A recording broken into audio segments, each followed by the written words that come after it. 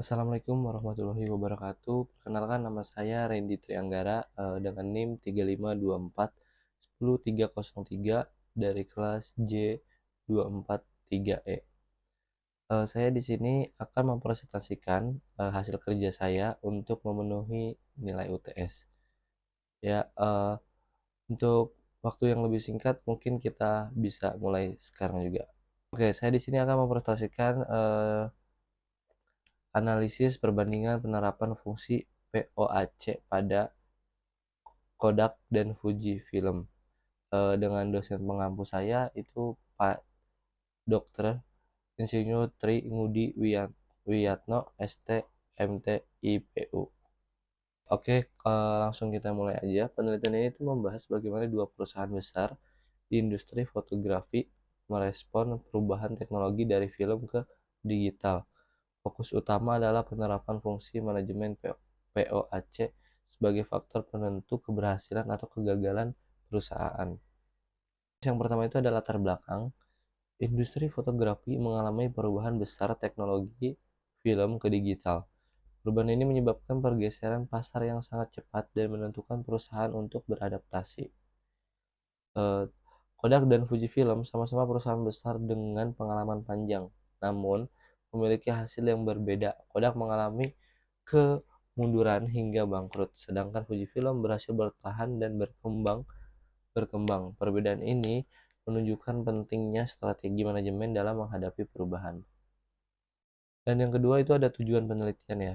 Penelitian ini bertujuan untuk menganalisis bagaimana kedua perusahaan menerapkan fungsi manajemen POAC. Selain itu, penelitian ini juga membandingkan strategi yang digunakan oleh Kodak Fujifilm dalam menghadapi perubahan teknologi. Tujuan akhir adalah untuk mengidentifikasikan faktor-faktor yang menyebabkan keberhasilan Fujifilm dan kegagalan Kodak, sehingga dapat menjadi pembelajaran bagi organisasi lain. Terus yang ketiga ada metode penelitian. Penelitian ini menggunakan pendekatan kualitatif dengan metode studi kasus.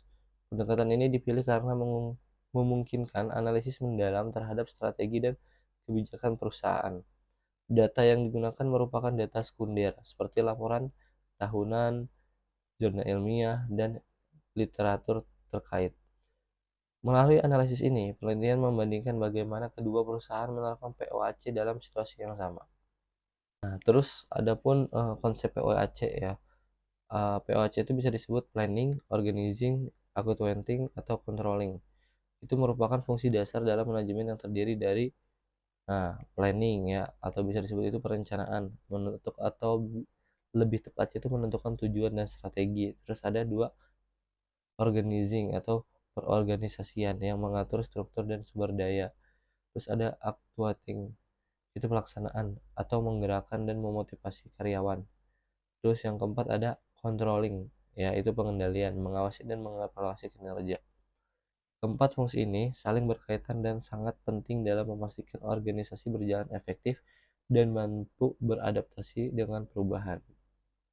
Nah, terus ada planning ya, atau dalam Kodak dan Fujifilm, Kodak gagal dalam perencanaan strategis karena terlalu bergantung pada bisnis film yang selama ini menjadi kekuatan utamanya. Terus juga perusahaan tidak segera mengantisipasi perubahan menuju teknologi digital, meskipun sebenarnya mereka sudah menemukan kamera digital. Sebaliknya, Fujifilm itu mampu melakukan perencanaan yang lebih visioner dengan membaca peluang pasar. Fujifilm tidak hanya fokus pada fotografi, tetapi juga mengembangkan bisnis di bidang kesehatan, material, dan teknologi lainnya. Hal ini menunjukkan bahwa perencanaan yang adaptif sangat penting dalam menghadapi perubahan. Terus yang kedua tuh organizing ya. Struktur organisasi Kodak cenderung kaku dan tradisional sehingga sulit beradaptasi dengan perubahan lingkungan bisnis. Pengembalian keputusan menjadi lambat dan kurang fleksibel. Sementara itu, Fujifilm memiliki struktur yang lebih dinamis dan fleksibel. Perusahaan membentuk divisi-divisi yang sesuai dengan kebutuhan pasar dan berkembang teknologi dengan pengorganisasian yang baik. Fujifilm mampu merespon perubahan dengan lebih cepat dan efektif. Terus ada juga actuating ya, atau dalam aspek actuating Kodak kurang berhasil dalam mendorong inovasi dan perubahan di dalam organisasi. karyawan tidak cukup termotivasi untuk beradaptasi dengan teknologi baru. Sebaliknya, Fujifilm itu merupakan menciptakan budaya inovasi yang kuat. Perusahaan menyediakan pelatihan, pengembangan karir, serta komunikasi terbuka antara manajemen dan karyawan. Hal ini membuat karyawan lebih menghadapi perubahan dan berkontribusi dalam pengembangan perusahaan. Terus adapun controlling ya, itu kalau dalam Kodak itu sebenarnya memiliki sistem pengendalian, namun kurang efektif dalam menghadapi perubahan besar di industri. Perusahaan gagal mengontrol bisnis dan tidak mampu mengantisipasi penurunan pasar film. Sedangkan untuk Fujifilm itu memiliki sistem pengendalian yang lebih baik, termasuk kontrol kualitas, evaluasi kinerja, dan manajemen risiko. Pengawasan yang ketat membantu perusahaan tetap berada pada jalur yang benar dan meningkatkan efisien operasional. Controlling yang efektif menjadi salah satu kunci keberhasilan Fujifilm. Dampak strategi perusahaan ya, akibat strategi yang kurang tepat, Kodak mengalami penurunan pendapatan yang signifikan dari tahun ke tahun. Hal ini akhirnya menyebabkan perusahaan mengajukan kebangkrutan pada tahun 2012. Terus kalau untuk Fujifilm itu mampu mempertahankan stabilitas pendapatan dan bahkan berkembang ke berbagai sektor baru. Revolusi bisnis menjadi faktor penting dalam menjaga keberlanjutan perusahaan. Perbedaan ini menunjukkan dampak nyata dan strategi manajemen yang diterapkan. Perbandingan antara Kodak Fujifilm menunjukkan perbedaan yang sangat jelas dalam penerapan POAC.